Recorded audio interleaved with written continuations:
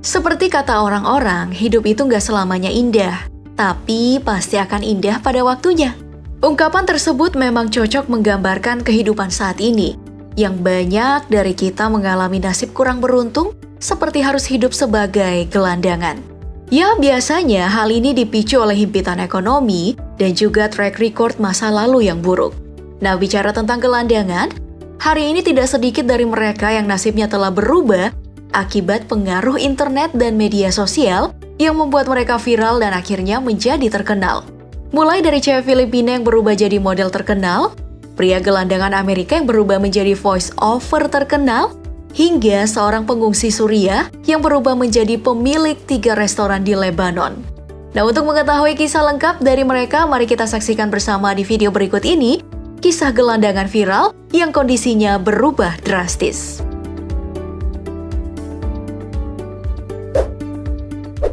Yang pertama, mari kita mulai dari sosok cewek Filipina bernama Gita Raviola.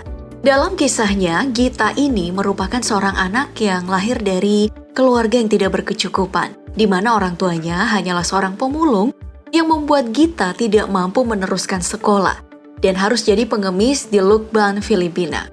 Kehidupan si Gita ini baru berubah di tahun 2016 saat kotanya mengadakan Festival Pahias Lucban yang dihadiri oleh berbagai fotografer dan wisatawan. Nah, di sini nih, seorang fotografer yang bernama Topper Quinto Burgos yang menghadiri festival tersebut mengambil foto Gita secara diam-diam dan mengunggahnya di media sosial sebagai kecantikan natural orang Filipina dan dijuluki dengan nama Bajau Girl. Sontak, foto tersebut pun viral dan membuat Gita dicari beberapa agensi modeling untuk menjadikannya model seperti sekarang. Nah, dalam karirnya, Gita juga bersyukur mendapatkan perhatian dan arahan dari orang ternama Filipina seperti Miss World Philippines 2015, Hillary Daniel Parungao, Miss International Philippines 2014 Bianca Guidotti, dan Miss Earth 2015 Angelina Ong. Berkat semua hal tersebut, Gita kini menjadi terkenal yang sering menjadi bintang tamu di TV dan juga memiliki kehidupan cukup mewah yang sering diperlihatkan lewat akun Instagram pribadinya.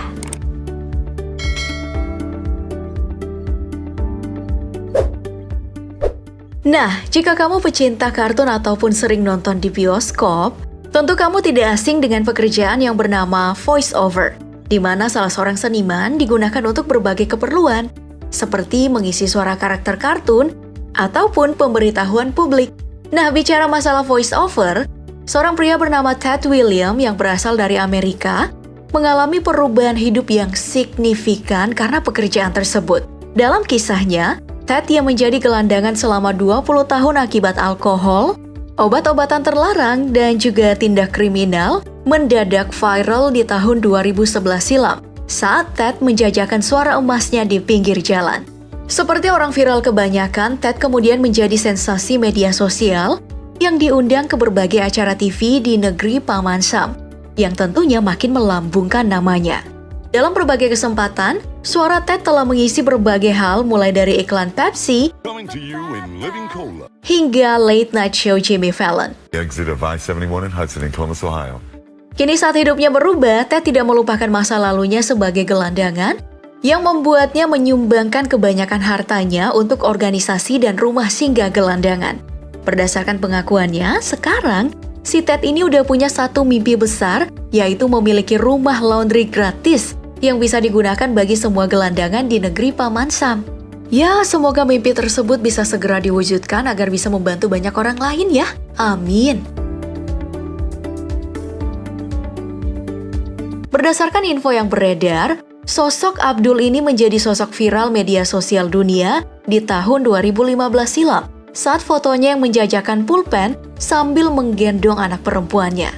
Tak ayal, foto tersebut mendapat respon dari netizen seluruh dunia yang kasihan dengan nasib Abdul dan anaknya yang terlantar setelah meninggalkan negaranya yang dilanda perang. Nah, lewat rasa ibah tersebutlah, berbagai organisasi dan juga komunitas mengadakan donasi yang menghasilkan uang sebesar 1,8 miliar rupiah untuk Abdul. Ya, nilai fantastis ini kemudian sampai di Abdul secara bertahap dan dimulai dari 40% atau sekitar 720 juta rupiah yang digunakan Abdul untuk membuka restoran dan juga dibagikan kepada sesama pengungsi Suriah yang mengalami kesulitan. Sekarang kehidupan Abdul sudah berubah berkat donasi tersebut.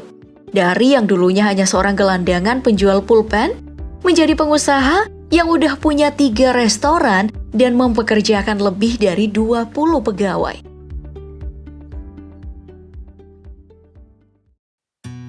Oke, saudara, itulah Gita Raviola, Ted Williams, dan Abdul. Menurut saudara-saudara, apakah mereka hanyalah orang yang beruntung? Pikirkan baik-baik kalau itu pendapat saudara. Saya yakinkan bahwa mereka bukan sekedar beruntung, tapi Gita Raviola, Ted Williams, dan Abdul adalah juga orang yang bekerja keras. Memang betul ada unsur keberuntungan di sana, tapi apalah artinya keberuntungan itu kalau mereka bukan orang yang bekerja keras? Mereka dapat keberuntungan itu dan lenyap begitu saja. Untuk itu, memang bahwa keberuntungan itu adalah hal yang kita butuhkan, tapi ada hal yang tidak kalah penting, yaitu menjaga keberuntungan itu dengan bekerja keras. Saya jadi teringat Yosua pasal 1 ayat 7 dan 8. Perhatikan bunyinya. Hanya kuatkan dan teguhkanlah hatimu dengan sungguh-sungguh, bertindaklah hati-hati sesuai dengan seluruh hukum yang telah diperintahkan kepadamu oleh hamba-Ku Musa. Janganlah menyimpang ke kanan atau ke kiri, supaya engkau beruntung kemanapun kau pergi.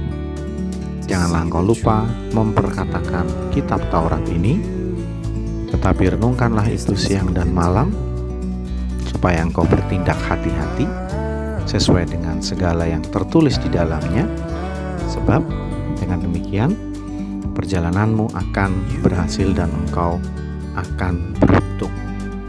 Perhatikan penekanan kedua ayat itu. Engkau akan beruntung. Dikatakan sekali lagi dalam ayat 8, engkau akan beruntung. Tetapi di sana juga ada perintah dan ajakan Tuhan untuk kuat dan teguh hatinya, bertindak hati-hati sesuai dengan hukum Tuhan, setia, tidak menyimpang ke kanan dan ke kiri, merenungkan firman Tuhan siang dan malam, yang artinya semua itu bermuara dari sebuah istilah kerja keras. Keberuntungan menyertai kehidupan kita, tapi tidak ada artinya kalau kita tidak bekerja keras. Jangan-jangan keberuntungan itu sebetulnya hal yang kita dapatkan setiap hari. Tersedia begitu banyak keberuntungan dalam hidup ini, tapi mungkin kita yang sebetulnya banyak mengalami keberuntungan ini bukan orang yang bekerja keras. Jadi menurut saya, keberuntungan dan bekerja keras ini seperti dua keping mata uang yang tidak bisa dipisahkan. Selamat menikmati keberuntungan hidup saudara, tapi apakah saudara melanjutkannya dengan bekerja keras? Masih bersama dengan saya Pendeta Yudi dalam Renungan Emas. Esok masih ada solusi.